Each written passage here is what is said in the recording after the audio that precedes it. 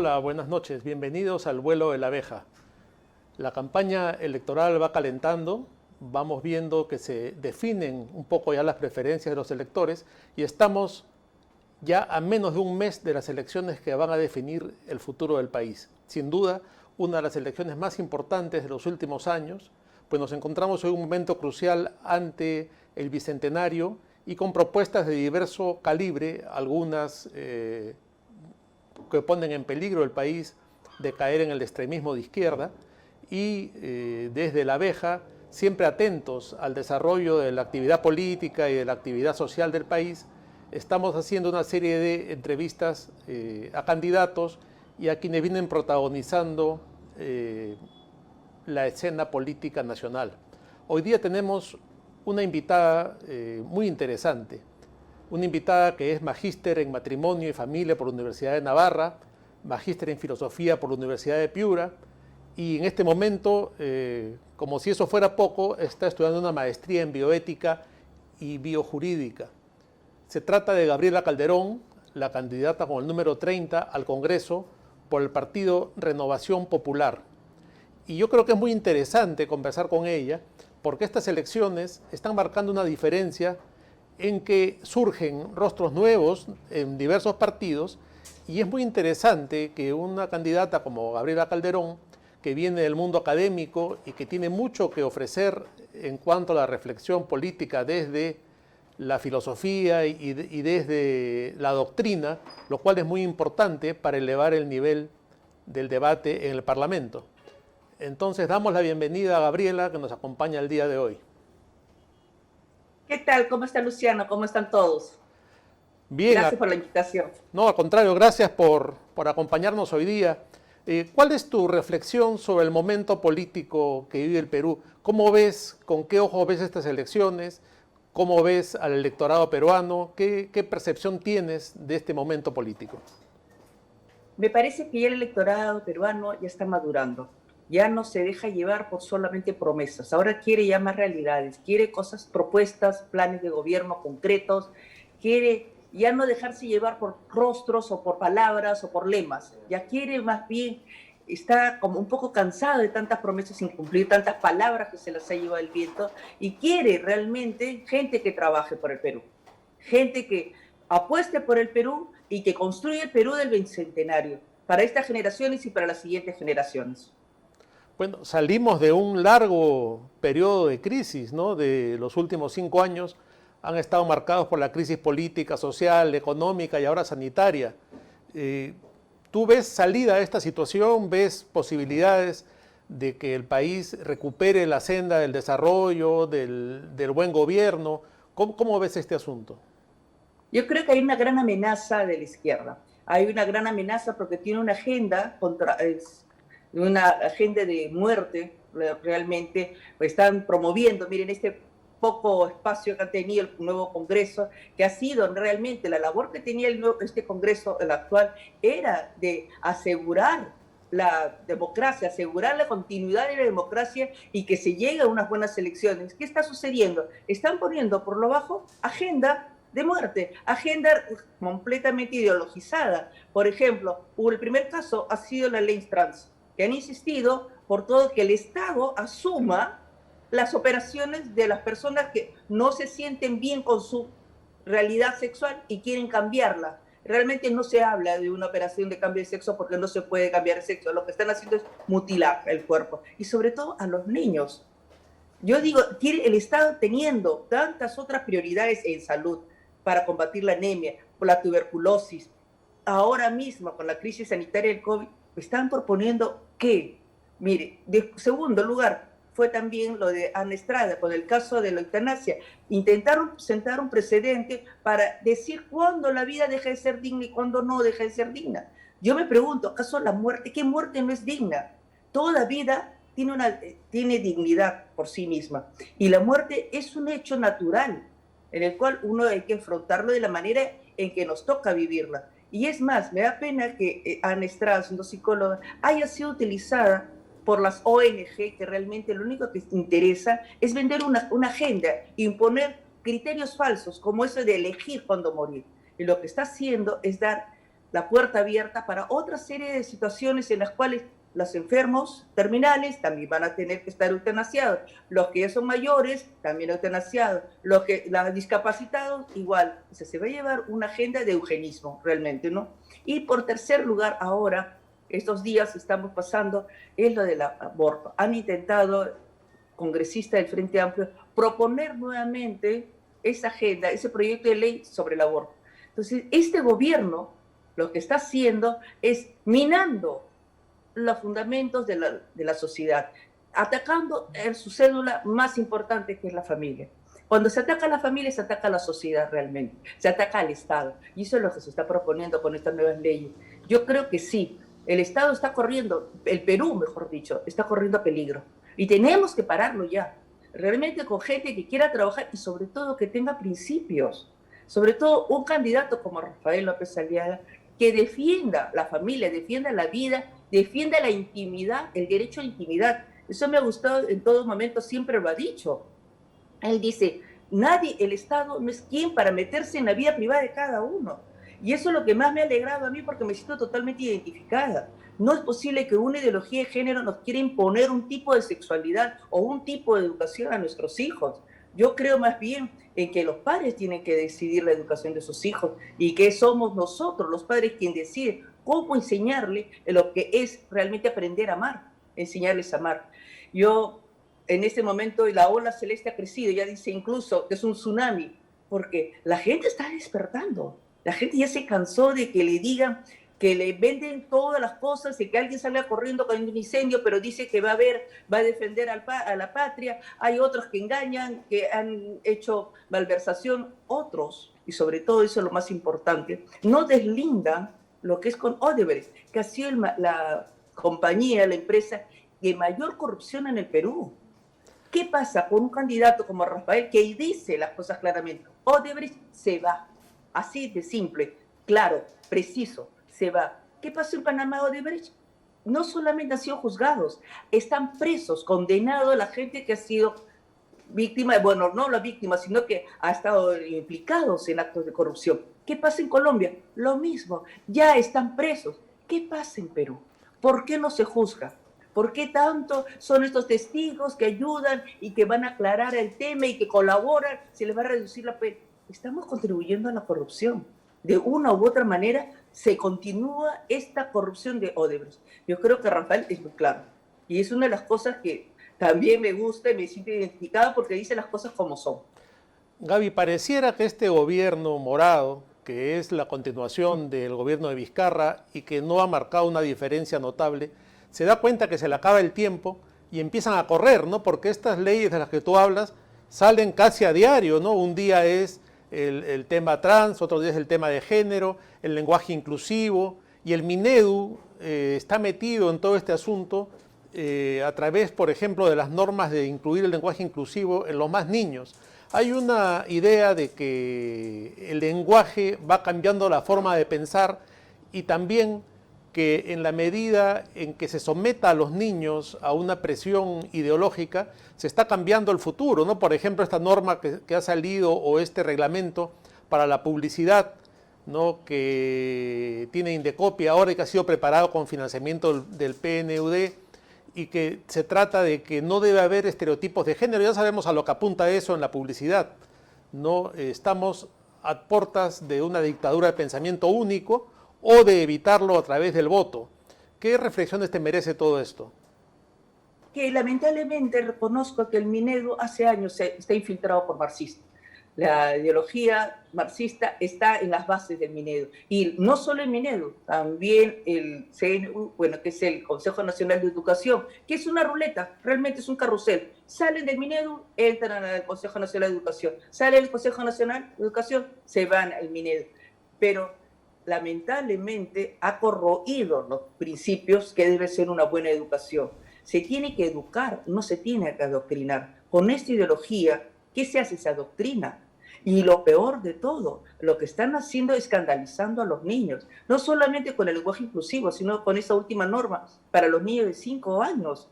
O sea, se están metiendo para corromper a niños. Esto es muy grave y muy serio, porque se están jugando la vida y la mente de estos niños. No solamente la forma de vida social que van a tener más adelante, sino la psicológica. ¿Qué niños van a entender? Van a ser confundidos. Es antinatural decirle a un niño que puede ser niño o puede ser niño o lo que quiera hacer independientemente. Eso es realmente de gente que no quiere al Perú, que no quiere a lo que es realmente la vida y no la defiende. El Minedo, lamentablemente, sí, está muy corrupto. Hay que limpiar el Minedo desde las bases. Hay que empezar a sacar lo que es el lenguaje inclusivo, sacar ese famoso enfoque de género, transversal de género en el currículo escolar, pero sobre todo defender lo que dice la Constitución peruana. La Constitución peruana es clarísima. Ella acepta al lenguaje al castellano como el oficial de Perú. ¿Y qué cosa dice la RAE con el lenguaje inclusivo?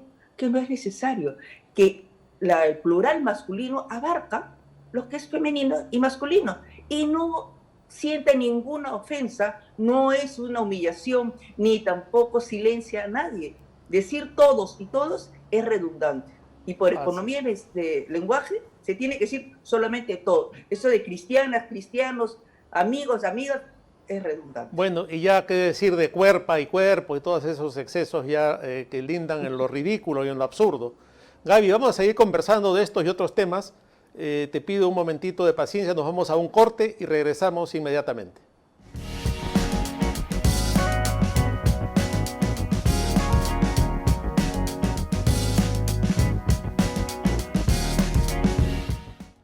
Estamos de vuelta en el vuelo de la abeja, estamos conversando con Gabriela Calderón, candidata número 30 al Congreso en el partido Renovación Popular.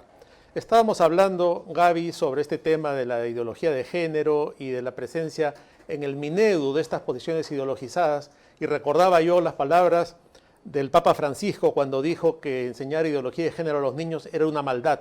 Y yo creo que eso es lo que lo define, porque es una maldad atentar contra la inocencia de los niños, contra la pureza de los niños y corromperlos a través de la educación, ¿no? Que es lo que más bien debiera formarlos.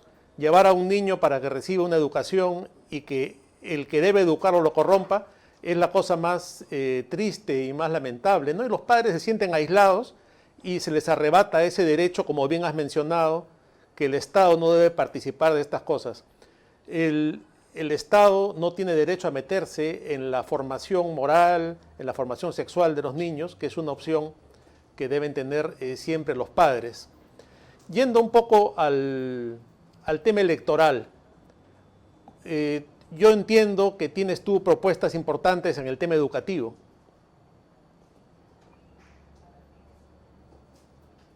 Un país educado es un país más culto, es un país más sabio, es un país que va a saber elegir mejor, porque eso es una de las cosas también que hace el Minedu, que con la reducción de varios cursos, incluso ya no se dicta religión durante el año que ha sido por clases virtuales, los colegios nacionales se ha suspendido la clase de religión, se ha suspendido incluso clase de psicología, clase de economía. Lo que están quitando es todos los cursos de humanidad. ¿Y qué cosas están haciendo? Reduciendo, y cada vez los chicos salen del colegio, de quinto secundario, con menos conocimiento. Entonces, con una persona con menos conocimiento no puede tener la libertad para poder elegir bien. Entonces, yo sí considero que hay que dar cabida a cada vez a que más personas acceden a una educación de calidad. Una de las cosas que yo he visto, porque lo tengo en carne propia, he visto en los amigos de mis hijos en la universidad, es ampliar la beca 18. Sabemos que la beca 18 es para sectores populares, sectores deprimidos económicamente. Para mí, en este momento, creo que la clase media está muy golpeada. Ya no se puede hablar de una clase media emergente, sino cada vez más deprimida. Hay una situación económica muy dura que estamos atravesando. Y muchos chicos que van a salir del colegio no van a poder tener recursos para ingresar a una universidad. Entonces, lo que propongo es ampliar esa beca 18 también a colegios particulares, también para otros sectores, que chicos que realmente quieren estudiar, que sean beneficiados y será apoyados. Además, como una también ampliación, es crear un fondo de becarios, de exalumnos de las universidades nacionales. Mire, yo conozco gente, y me imagino que ustedes también, de la agraria, ¿cuántos profesionales exitosos han salido? Así es. Realmente me sorprende porque es una buena universidad nacional, igual que la de San Marcos. ¿Cuántos políticos incluso han salido de San Marcos? pero han estado beneficiados gracias a una educación pagada por el Estado. ¿Cuál es la retribución a ellos? ¿Cuál es lo que están devolviéndole? Como un acto también de solidaridad a los nuevos chicos. Hay chicos que ingresan a San Marcos, pero abandonan las clases porque no tienen dinero para los pasajes, no tienen dinero para los menús o para los fotocopios. Incluso se ven afectados por la economía familiar, que tienen que abandonar el estudio para ayudar a un trabajo en la casa para poder alimentar a los demás hermanos. Entonces es necesario también crear esa conciencia de reciprocidad y de agradecimiento. ¿Cuántos exitosos? Yo sé que hasta en el Banco Mundial hay gente que estudia en agrario. Y es momento, yo creo, no solo a nivel personal que se haga, sino en un fondo becario para apoyar a estos chicos, para que no deserten de la universidad y culminen. Igualmente, una vez que acaben la universidad, ayudarlos con créditos blandos para que puedan crear empresas. Eso fue otra de las cosas que me gustó de Rafael, que decía, no abandonen el Perú, apuesten por su patria. Y eso me gustó porque eso es lo que yo siento también, es mi espíritu patriótico. O sea, acá nací, aquí me he criado, me he educado gracias a toda la sociedad que ha puesto en mí muchas cosas. Y no es posible que yo me vaya por falta de oportunidades, me vaya afuera a dar todos esos frutos de mi estudio, mi inteligencia, de mi esfuerzo en otro país. Entonces, sí, parte de mi trabajo, si es que llega al Congreso con su voto, marcando el 30, será dedicada a la educación. Yo creo que la educación cambia. Te escuchaba hablar ahora y pensaba que tal vez en un tiempo, si no elegimos bien estas elecciones en un tiempo, estaríamos obligados por ley a hablar de los chicos, las chicas y los chiques de San Marcos, ¿no? Que es una cosa espantosa y terrible, pero felizmente de momento estamos libres de esa imposición ideológica. Y también pensaba en qué importante es tener como base las propuestas políticas la solidaridad, la fraternidad entre los seres humanos, y lo estás planteando en el tema educativo, pero también he visto entre tus propuestas una para beneficiar a quienes son solidarios cuidando a un anciano, a un niño con discapacidad o a un enfermo terminal. Ese es un tema muy importante, ¿no? Tú hablabas de un bono solidario con estas personas. Sí, claro, porque en el Perú existe cerca de 500.000 de personas que tienen enfermedades raras, así como lo describe el MINSA. Son personas que no pueden valerse por sí mismas, no tienen la autonomía y requieren de una persona que lo cuide constantemente, de las necesidades básicas, aseo, alimentación, movilidad y terapia. Muchas veces cuando uno ve la clase media, ¿qué hace? La mamá, la hermana mayor o la abuela se encargan. ¿Pero cómo se encargan? Como un trabajo extra en la casa. Es un trabajo, porque incluso si la mamá trabaja fuera, el papá trabaja fuera, ¿quién se encarga de llevar a los niños a las terapias? Los abuelos. Y se encargan y dan de sí, no solo su pasaje, no solo su tiempo, que es valioso, sino todo. Entonces, ¿qué le devolvemos a ellos? ¿Qué les damos de retribución propia por un trabajo bien hecho? Porque ustedes saben, es parte también del asistencialismo, ayudar a los otros, pero también es un trabajo que debe ser remunerado, es por justicia. Pero ¿qué sucede en los sectores CD? ¿Qué hacen las familias que tienen un niño discapacitado, una persona, un niño que está con una enfermedad? ¿Se han dado cuenta ustedes cuando es? Lo incorporan al medio laboral. Es decir, se lo llevan. ¿Y cuántas veces lo cargado? Vendiendo como persona, un vendedor ambulante. O en su propio kiosco de periódicos, yo he visto. Hay niñitos de 7, 8 años que no pueden caminar y le entretienen, y le cantan, y le alimentan, y están vendiendo sus periódicos. Otros vendiendo menú. Y están con el niñito al costado en un coche, a pesar de que no es una edad de tener coche, pero es la única forma de movilidad, pero lo incorporan, a eso es lo que voy. Entonces, imagínense ustedes el bien que se le haría a esta persona si se le diera un bono solidario, un sueldo mínimo, de acuerdo a la realidad, de acuerdo a la gravedad que tienen estos niños, las necesidades. Además de una liberación realmente de los impuestos a la medicina. Ustedes saben cuán caro es la medicina. Pongamos un ejemplo, la diabetes. Así, una cosa sencilla que no es tan grave, pero una pastilla para la diabetes cuesta 400 soles. Y un genérico 180. Pero lo malo de los genéricos muchas veces es que causan alergias. Entonces, la persona que tiene ese dinero que pueda comprar genérico no le va a hacer bien. Entonces tenemos que liberar realmente la medicina necesaria para ese tipo de enfermedades, con liberar de impuestos y sobre todo dar facilidades a unos genéricos, pero buenos, unos genéricos que realmente ayuden, no que se tenga que tomar 3 o 4 en vez de una pastilla de marca. Entonces también la salud es muy importante, así como la educación es la salud. Ahí va a ser muy importante lo que se pueda hacer desde el legislativo con estas propuestas en coordinación con un Ministerio de Economía que tendrá que ser lo suficientemente comprensivo y solidario con estas personas que sufren y que requieren que el Estado los proteja, ¿no? Porque esa es la labor del Estado, no entrometerse en lo que no le corresponde, sino más bien dar servicios para personas que sufren como los que tú estás describiendo. Mira, vamos a un ejemplo clarísimo. Quiero que me responda el alcalde de Miraflores cuando puso sus famosos semáforos inclusivos.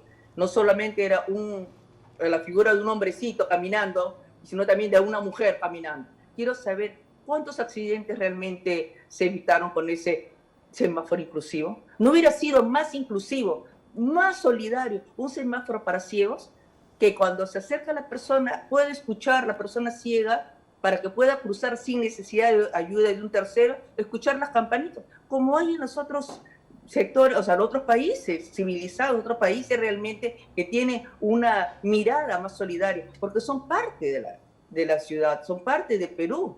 No se puede decir ellos, o poner cuotas. Las cuotas no solucionan nada. Las cuotas lo único que hace es marcar las minorías, marcar y hacer una distinción innecesaria y a la vez una imposición. Lo que yo creo es que se tiene que hablar más bien de oportunidades, abrir oportunidades. Y como insisto, este semáforo inclusivo, como otras cosas, me van a decir, porque decir todas, cuerpo, o lo demás, ¿ha bajado el bullying escolar? ¿Se puede definir realmente que la violencia doméstica ha disminuido por decir hermanas, hermanos? No, por favor. O sea, o peor, cuando también desde el púlpito empiezan a decir cristianos y cristianos.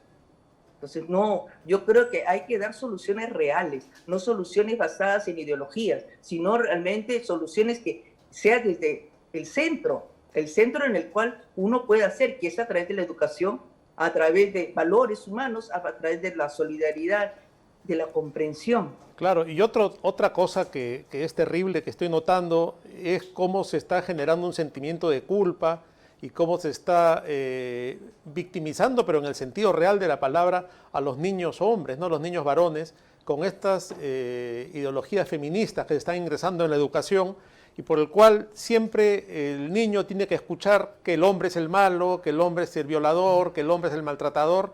Y yo veo que viene una generación de hombres disminuidos, maltratados, maniatados psicológicamente, ¿no? Sobre todo le están creando una falsa idea de lo que es el hombre. Eso, el hombre es ser fuerte y eso no implica que sea abusador. Entonces, están mezclando términos. El hombre es decidido, pero eso no quiere decir que es impositivo. ¿Me explico? Entonces, están tratando de encasillar a todos por unos cuantos, están tratando de encasillar y lo peor es a los niños, diciendo que la figura, el ser hombre, es algo negativo, tiene una connotación negativa. Exactamente. Entonces, imagínense usted, ¿cómo es desarrollar un niño con ese sentimiento de culpa, con ese sentido de disminución, la autoestima baja? Va a odiar ser hombre. Y eso es lo que queremos, que se odien o que se quieran. Y precisamente a través de quererse uno aprende a respetar la diferencia de los demás, aprende a respetar que haya un bajo, un alto, un abusivo u otro que es manipulador y que comprenda y que aprenda a través de las habilidades sociales blandas a comprender y a crecer como persona y ayudar a hacer una convivencia de paz. No creo que negándoles a todos porque un hombre le pegó a una mujer, no todos los hombres son pegadores. Así Porque es. una mujer insultó al hombre, no todas las mujeres insultamos hombres. Entonces es lo mismo, la violencia no tiene sexo.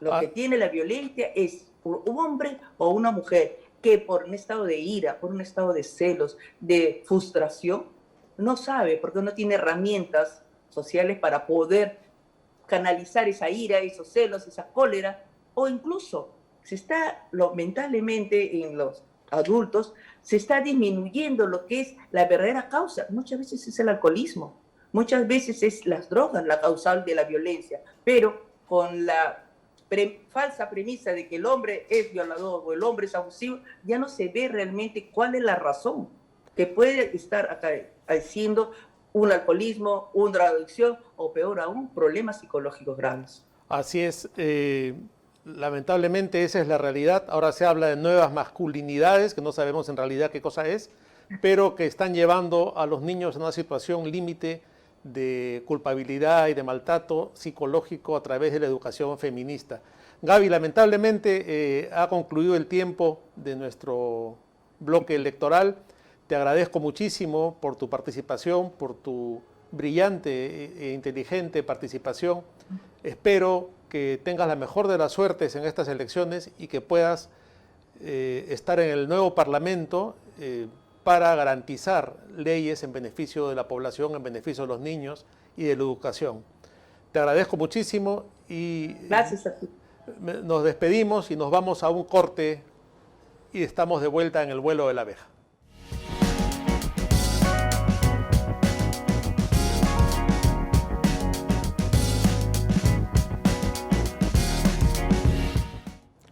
Amigos, estamos de vuelta en el vuelo de la abeja. En este segundo bloque vamos a comentar sobre la coyuntura política, sobre la situación nacional. Tenemos un invitado que es el doctor Ángel Delgado. Él es abogado, constitucionalista y sobre todo un agudo analista político y conocedor de la historia política nacional, con lo cual tenemos garantizado un análisis profundo de la situación que estamos viviendo. Bienvenido Ángel, buenas noches. Gracias Luciano por esta invitación y bueno, de llano a entrar a las preguntas para analizar la situación que vive en este momento nuestro país. Adelante, y gracias por la invitación. De entrada, un tema que estamos viviendo en el día, que es el caso del lagarto Vizcarra, ¿no? Y que una cosa que me ha llamado mucho la atención y también mucho en las redes, es cómo los medios casi prácticamente han silenciado este asunto, ¿no? Nadie ha transmitido la audiencia, salvo los que muy interesados en este tema han buscado a través de las redes el canal del Poder Judicial. Pareciera que el tema no existe y más bien la noticia del día ha resultado Alianza Lima. Sí, pues en realidad eso viene a revelar una constatación que yo creo que se puede verificar día a día, y es que el poder de Vizcarra habrá disminuido en parte desde que ya no es presidente de la República, pero tiene determinados bastiones de poder significativos. Uno de ellos es la prensa, con la cual entabló una relación mafiosa a partir de las prebendas presupuestarias que recibieron los medios, y parecería ser que esa relación se mantiene todavía en lo fundamental. A mí también me sorprendió, yo quería escuchar el debate, la exposición del fiscal, la defensa, pero prácticamente no ha habido mucha oportunidad para ello. Ha habido un pacto para silenciar este asunto y que no sea de conocimiento de toda la opinión pública. En fin, son las reglas de quien todavía mantiene una importante cuota de poder dentro del Estado. O sea, el sistema reptil está ahí presente y no ha sido erradicado completamente. Eso será tarea de las autoridades que con el voto del pueblo y la fuerza de la nación puedan hacer una profunda limpieza, especialmente en el Ministerio Público y también en el Poder Judicial. Eso es una tarea pendiente y espero que podamos, una vez más, Luciano, conversar cuando esto ya se haya producido, ¿no? Ahora tú mencionas con acierto además la influencia que tiene Vizcarra en los medios de comunicación, que como sabemos los ha venido aceitando durante mucho tiempo, pero también es preocupante su injerencia en el Poder Judicial a través de la Junta Nacional de Justicia y las reformas que él hizo ya más o menos curándose en salud. ¿Qué expectativa tienes respecto a lo que pueda resultar de esta acusación? Bueno, tengo dos razones, ¿no? Hay dos fuentes de análisis de esta sensación que uno puede tener. Si uno revisa a partir de la información que existe, uno llega a la conclusión de que los medios probatorios son contundentes. Aquí las testimoniales no son de personas que han escuchado de lejos, que pasaban por ahí y se enteraron, sino son ni más ni menos con las personas con las cuales se configuró el delito en primer lugar de amañar un proceso de una licitación pública para buscar un favorecimiento, cosa que perjudica a terceros y perjudica al Estado. Y también el delito de extorsión, porque estos empresarios han dicho, algunos de ellos, de que Vizcarra los presionaba, les exigía, inclusive los amenazó, que lo que había decidido prima facie UNOPS, él lo podía cambiar sustantivamente, ¿no? Y podía no firmar, porque la decisión final, esto hay que decirlo, a pesar que estaba de por medio una organización internacional, se encargaba solamente de la selección y daba un orden de prelación, y le correspondía, de acuerdo a estas reglas, al titular del gobierno regional, a Vizcarra, tomar la decisión final y finalmente firmar el contrato. Entonces ahí es donde Vizcarra tiene una presión, cumple un rol extorsionador, palabras de algunos de los colaboradores y testigos de esta acción, y entonces eso a mí me llevaría a la conclusión de que, como dice el diario Expreso en su portada, la suerte de Vizcarra estaría echada. Sin embargo, de acuerdo a lo que hemos conversado en la primera pregunta, hay todavía importantes niveles donde Vizcarra tiene influencia y poder. Y esto es, sin duda alguna, en la Fiscalía, que ha hecho esta pretensión de una prisión preventiva un poco tarde. De acuerdo al procedimiento, a las reglas, esto debió llevarse a cabo el año pasado, una vez que Vizcarra fue vacado los primeros días la primera semana del mes de noviembre del 2020. Creo que en esa semana o en el mes de diciembre debió producirse esta medida, porque ya las pruebas en lo fundamental estaban actuadas, revisadas y verificadas. Sin embargo, la presión que se hizo desde la prensa y desde el gobierno de Sagasti, culpando a los fiscales por esta investigación de haber sido los responsables de la vacancia de Vizcarra, parece que inhibió a quien tenía que tomar la decisión y ha esperado que la popularidad de Vizcarra decaiga significativamente a propósito del Vacuna Gate y otros escándalos, y recién entonces se ha animado. Pero en fin, más vale tarde que nunca. Y además también nos preocupa la propia presidenta de la Corte Suprema de la República, cuya hermana, Rocío Barrios, ha sido 2 veces ministra de Vizcarra, y como ya sabemos, esta gente que Vizcarra ha escogido era por alguna razón especial, ¿no? O sea, ahí hay una suerte de relación que podría ser explotada para que finalmente interpongan sus influencias y no se consiga pues esta prisión preventiva que ha solicitado la Fiscalía. Vamos a ver, faltan pocas horas, según se dice, en la noche vamos a saber el resultado, pero si bien es cierto que desde el punto de vista jurídico la cosa es contundente y no deberíamos dudar, el hecho político, la fortaleza de Vizcarra, la habilidad que ha tenido el lagarto, según el libro de Carlos Paredes, que describe cómo desde tiempo atrás Vizcarra tenía una suerte especial para saber lidiar con fiscales y jueces y nunca ha sido imputado directamente, a pesar que obran un montón de denuncias en su contra.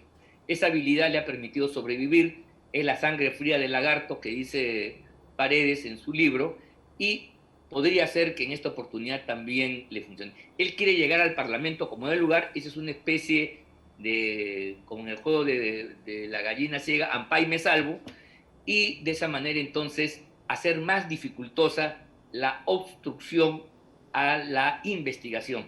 Porque mira, el permitir a Vizcarra con estos procesos es dejarle que tenga poder parlamentario, etcétera. Eso es jugar con la opinión pública, decir que lo van a perseguir políticamente, y eso es lo que jamás debió permitirse. ¿Te das cuenta? Eso es una burla, porque si hay una prueba, una evidencia de la obstrucción a la justicia, que es una de las causales para que se dé la prisión preventiva, justamente es el tentar ilícitamente tener un puesto en el Congreso. Eso es tener poder, tener ciertas relaciones que harían mucho más difícil que ahora la posibilidad de la investigación y posteriormente su juzgamiento. Ese es un poco el escenario. Por eso que Vizcarra confía en que esto no pase, confía que en las elecciones, así el partido se destroce, pueda alcanzar una curul y con esa curul tener un espacio, una posición que le permita defenderse frente a lo que ya es objetivo e incontrovertible, su culpa en estos hechos delictivos que, repito, deberían llevarlo a prisión mientras se desarrolla el curso de la investigación. Además, Juárez Atoche ha dicho que con lo que ya tiene en carpeta está listo para formular la correspondiente acusación fiscal y en consecuencia ya el tema pasaría al Poder Judicial en lo que se conoce como la fase de juicio oral propiamente dicho. Así es. Ángel, tú decías que tal vez esta noche tendríamos novedades. Me Eso informan, dice la televisión. sí, me informan que Eso se ha dice la suspendido la audiencia hasta mañana a las 9:30 de la mañana, o sea que eso continuará mañana en un segundo capítulo. Tú mencionabas todo este poder de Vizcarra, ¿no? Y los conspiranoicos hablan de los reptilianos. Parece que en el Perú se adelantó este asunto de los reptilianos y lo hemos tenido que sufrir anticipadamente, pero ese reptilianismo continúa de alguna forma en el poder y Sagasti es una suerte de continuación y escudo de lo que fue el gobierno de Vizcarra. ¿Qué reflexión te merece el desgobierno, la situación de crisis, el caos que estamos viviendo en estos días con tomas de autopistas y un señor Sagasti que no reacciona? Sí, sí. Bueno, Sagasti reúne dos condiciones, ambas nefastas para el país. Primero, una incompetencia mayúscula, que más allá de sus dotes personales que los tiene, no quiero entrar a discutir eso, ha demostrado una absoluta incapacidad para el manejo de la cosa pública. Es obvio que el puesto le queda grande, es objetivo que se ha enfrentado, por ejemplo, a la policía, ha permitido que eso suceda y hoy día no tiene la herramienta para poder garantizar el orden público. Esa es una dificultad grande y el peligro del desabastecimiento de la ciudad, el peligro de la interrupción de las carreteras y el libre tránsito van a poner en jaque otra vez al gobierno y yo dificulto que las exhortaciones para que los transportistas den marcha atrás sean simplemente medidas suficientes para que se dé marcha atrás en esta pelea. Además, la gente ya sabe que golpeando fuerte y sin mayor temor va a hacer que el gobierno termine arrodillado. Ya lo hemos visto nosotros en cómo se jugó con la derogación, con la derogatoria de la ley de promoción agraria, y la verdad es que prácticamente eso queda en una suerte de vacío. Todavía no medimos las consecuencias de una decisión que creo que debió darse en un marco de mayor reflexión, porque estamos hablando de ingresos para el fisco, estamos hablando de una actividad que da divisas al país y que en consecuencia había tenido un ritmo muy interesante en los últimos años y no puede verse pues frenado por una cosa de esta naturaleza. Bueno, el conflicto acabó entre gallos y medianoche con problemas, pero no sabemos si la herramienta legal que se aprobó era simplemente la derogatoria de la norma y un par de cosas adicionales, pero no era una reflexión sobre el conjunto de una norma que efectivamente siguiera promoviendo la actividad agroexportadora, que es fundamental para que el país alcance un nivel de desarrollo, haya sido alcanzado. Y que generaba... La gente sabe que ahora esto puede pasar nuevamente. Claro, además generaba trabajo formal en gran parte de la población rural, ¿no es cierto? Y eso se va a perder. Claro, ahí eso se ha podido manejar de un modo distinto. Bueno, si habían algunas cosas a corregir, hay que corregirlas, pues la gente también no pitea, no sale a la calle por gusto, pero el marco de la democracia y la incapacidad gubernamental para manejar la situación hace que capitule antes de tiempo y no tenga nada alternativo. Ese es el primer déficit, la primera característica de Vizcarra, la incompetencia mayúscula. Ángel, y la otra es... Ángel, te interrumpo un momento, tenemos que ir a una pausa y retornamos con el análisis sobre las condiciones del señor Sagasti.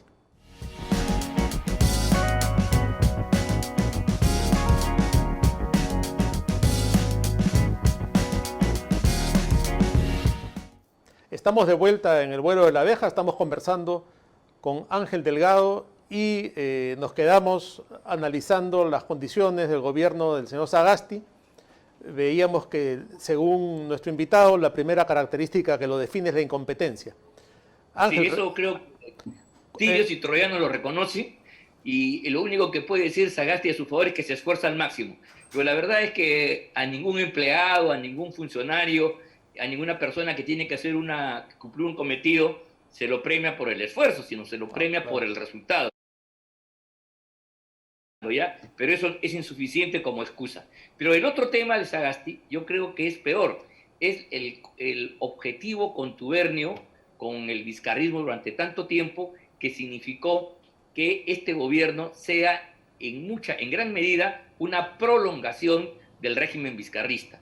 Y las pruebas al canto. En primer lugar, nunca se ha dado un deslinde claro con el pasado. Y ha preferido Sagasti asumir el costo de las vacunas, que la verdad en sentido estricto no le alcanzaban. Él ha podido decir, señores, estas vacunas la dijo que iba a comprar el anterior presidente, no ha comprado nada, yo me encuentro en cero y voy a hacer el mayor esfuerzo. Pero él ha asumido el pasivo, ha seguido con la negociación con los chinos a pesar de todos los problemas, y ahora él es tan responsable como Vizcarra de la ausencia de un volumen masivo de vacunas que pudiera inmunizar a la población. Esa es su culpa. Por otro lado, si revisamos a los ministros de Estado, vemos que en gran mayoría son gente que ha trabajado con Vizcarra, algunos han sido ministros, otros han sido viceministros, han estado cerca del entorno del poder, asesores, qué sé yo, y entonces este es un gobierno no de ancha base, no es un gobierno de transición en el sentido que se abre a la población y cumple la tarea fundamental de llevar a cabo unas elecciones transparentes y limpias, sino que se mete en cuestiones propias de su ejercicio. Y la otra prueba es algunas políticas que creo que esto merecería una conversación más a fondo, pero después la semana pasada se dio a conocer un protocolo para implementar la política de género a nivel de los centros de formación inicial y a los profesores. Entonces hay un protocolo, un conjunto de directivas, hay un cronograma hasta el año 2030, donde pretende que esta ideología de género entre a toda la gente. Y esto se hace, por supuesto, de espaldas al país, porque nos hubiera encantado que la locuacidad de Vizcarra y sus ministros permitir un debate. No ha sido así, esa es una imposición que sale simplemente con la firma del ministro del ramo o del presidente de la República. Y este protocolo no es sino la ejecución de dos documentos que se dictaron durante el régimen reptil.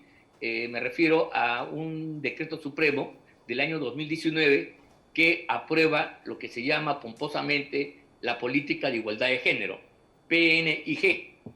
Y el año siguiente, antes que comenzara, justo cuando comenzaba la cuarentena, introdujeron otro documento también del Ministerio de la Mujer, que era la estrategia de ejecución, de implementación de la política de igualdad de género. ¿Te das cuenta? Entonces, sin que la gente sepa, sin el debate democrático, sin el cruce de opiniones, aquí se está metiendo una posición de parte, una ideología que en todo caso pues, bueno, debería discutirse, que tiene su filosofía, su punto de partida. Para ellos la igualdad no es la que dice la Constitución, igualdad ante la ley, igualdad de oportunidades de hombres y mujeres, con lo cual estamos todos de acuerdo sin duda alguna, y eso hay que perfeccionarlo, mejorarlo, sino la igualdad de género para estos caballeros significa ni más ni menos que la desaparición de las diferencias que nacen de la naturaleza entre hombre y mujer, entre varón y mujer. Y entonces es el esfuerzo por construir una categoría de género indiferenciado, que además es mudable a voluntad, subjetivamente uno puede cambiar a partir de lo que uno siente, mira tú, y que además puede evolucionar. Ese es el famoso transgerismo, el transgénero. Entonces, este tipo de cosas, ¿no? Se las aplica como si fuera una doctrina oficial.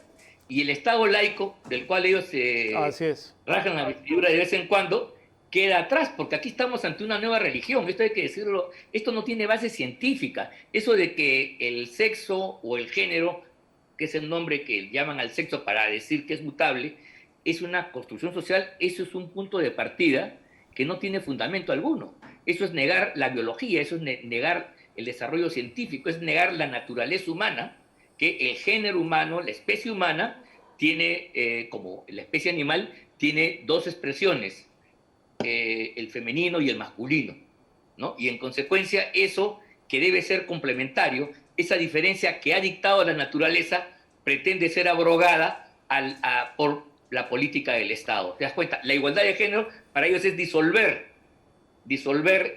las diferencias biológicas y tener un producto andrógeno que nos parece de consecuencias terribles. La gente todavía no se da cuenta que estamos en una suerte de guerra cultural de grandes proporciones, que incluso tiene alcance internacional, y eso es una cosa que deberíamos nosotros, más allá ya de las elecciones, seguir bregando. Ese tema... Aquí, porque por aquí se destruye el sistema, pues te das cuenta. La destrucción del orden de la república, la destrucción de la sociedad que ha alcanzado un régimen democrático que le permite a las mujeres una igualdad de posiciones, una igualdad de oportunidades. Esa sociedad, no estamos hablando de una sociedad islamita en la cual la mujer está objetivamente en una posición de subordinación. Estamos hablando de las sociedades que democráticamente han conquistado un conjunto de valores importantes, y esa sociedad es la que pretende ser bombardeada, destruida, a la cual se le acusa de patriarcado.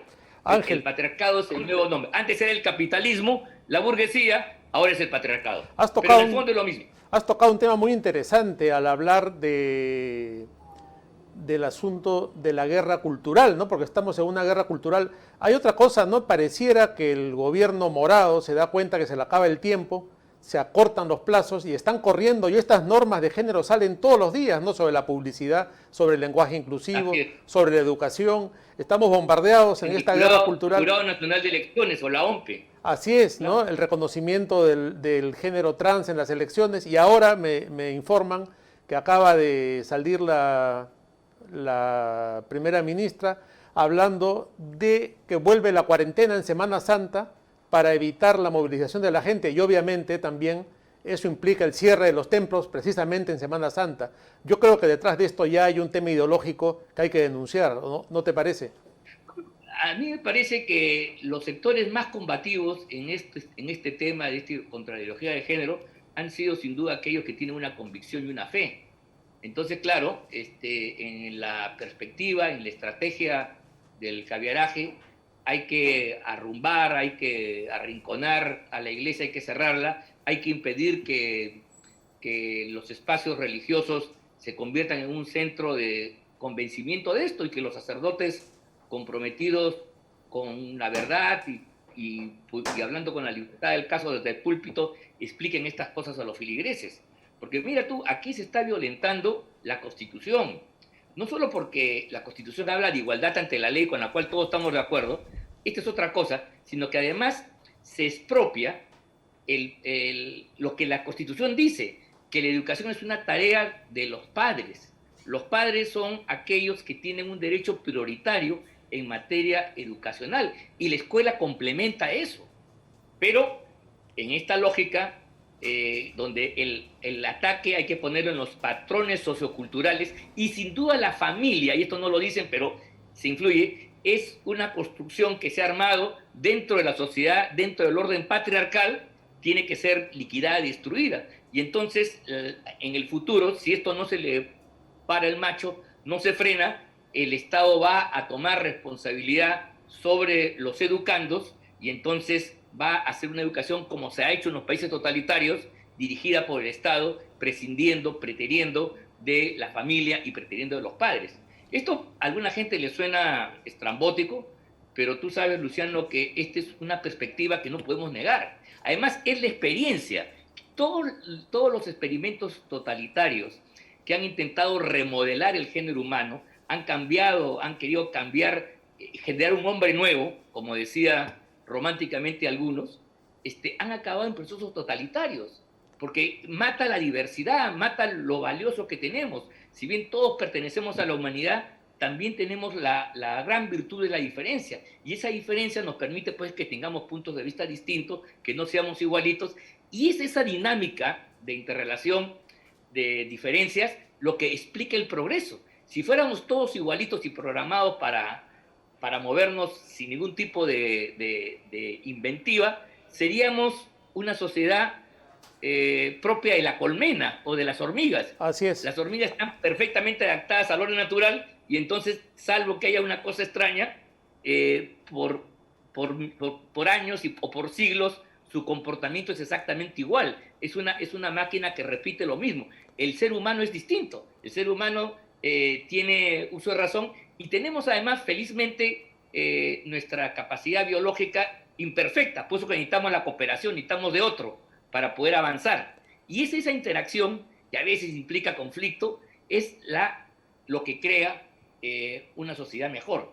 Y eso es lo que pone en cuestión esta ideología de igualdad de género, que yo creo que tiene que ser desenmascarada, y tenemos que hacer un esfuerzo, Luciano, para llevarlo al debate nacional y Sin duda, desenmascararlo. sí, sin duda. Porque esta gente no quiere debatir. No es casual que todas estas cosas se hayan hecho en la medianoche, se hayan hecho soterradamente, se hayan hecho de modo oculto.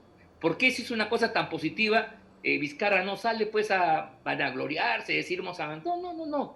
Esto lo van metiendo poco a poco, ¿no? De modo tal que no se advierta el peligro, y esto es un plan perverso, porque mientras nosotros estamos luchando por la democracia y la república, esta es una forma donde desde la escuela se pretenden educar o transformar a los ciudadanos en la figura de los niños, los infantes, los escolares, para que tengan un pensamiento contrario a los valores de la sociedad occidental en la cual nos hemos formado, la sociedad de las revoluciones del siglo XVIII, XIX, la sociedad heredera de la Ilustración, o también, si quieres, del pensamiento cristiano, en fin, todo eso, o de la cultura grecorromana. Si quieres, todos estos aportes ha formado Occidente, y eso es lo que estos sujetos ponen en marcha. A mí me encantaría que sus políticas las pongan en Arabia Saudita, en otros lugares donde efectivamente las mujeres pues tienen que andar con burka, y ahí pues una discriminación objetiva. Eso no pasa. Ahí no van las feministas. Ahí no van, pues claro, aquí sí, aquí es fácil decir, la sociedad patriarcal es la sociedad que te ha permitido a ti, mujer, a ti, feminista, decir las cosas que estás diciendo y hacer tus políticas de género. Si no, si la sociedad fuera totalitaria y patriarcal, ya la habríamos aplastado hace tiempo con un tañir de dedos. Apenas, así es. ¿no? Ángel, Así sucede. Lamentablemente el tiempo del programa ha pasado volando, el tema es interesantísimo. Me quedo con dos ideas que has mencionado, y es que a la base de todo totalitarismo está la captura de las mentes de los niños, la captura de la libertad, ¿no? También se nos ha quedado un poco en el tintero el tema del lenguaje, el lenguaje inclusivo, esta neolengua anunciada por Orwell en 1984 y que se está haciendo realidad. Así es. Y todo este tinglado totalitario que tenemos enfrente, de esta guerra cultural, como muy bien la has llamado, yo creo que tenemos que volver a conversar de este tema más ampliamente en un futuro próximo, inmediato, porque es la batalla que nos toca librar inmediatamente tras las elecciones. Ángel, te agradezco muchísimo por esta entrevista. Agradezco y advertir a los políticos del peligro que viene. Nosotros podemos avanzar en las libertades públicas, democráticas, pero si perdemos la batalla cultural en el campo de la educación, vamos a tener retroceso. Ya hemos visto algunos problemas de alguna gente un poco desquiciada, y esto, si es que esto se generaliza y se amplía, la misma república y la democracia van a tener problemas. Así es. Muchas gracias por la invitación. Gracias a ti. Y con ustedes, amigos, nos vemos en el próximo programa del Vuelo de la Abeja. Ya saben, síganos en nuestras redes sociales, las redes de BHTV, laabeja.p y en las demás redes sociales de La Abeja. Esto ha sido todo por hoy y nos vemos en una semana.